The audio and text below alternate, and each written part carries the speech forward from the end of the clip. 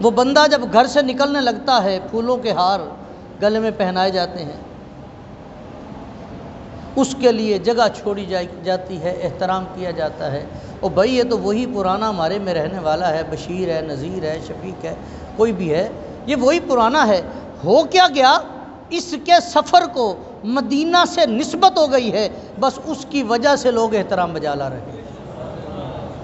ہم نسبتوں کے قائل لوگ ہیں، ہم نسبتوں کے قائل ہیں۔ اب صرف ہم ہی نہیں، رب بھی نسبتوں کا حیا کرتا ہے، رب بھی نسبتوں کا حیا کرتا ہے۔ اللہ فرماتا ہے اے میرے بندو، تم تو اپنی طاقت کے مطابق نا اپنی محبت کا اظہار کر رہے ہو، ہماری بھی محبت کا انداز دیکھو نا۔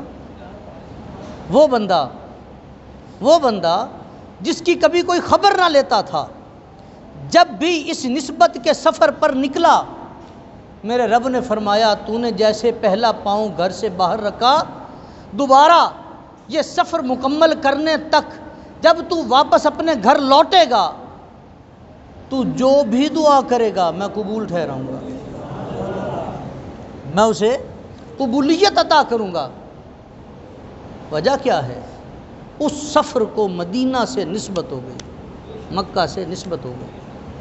نمازیں تو وہی ہیں جو ہم یہاں پڑھتے ہیں، وہی نمازیں وہ وہاں پہ پڑھ رہا ہے۔ اتنے وقت میں ایسا کون سا کام کیا اس نے کہ اس کو فضیلت مل گئی؟ اس کے سفر کو، اس کو مدینہ سے نسبت ہو گئی ہے۔ ایک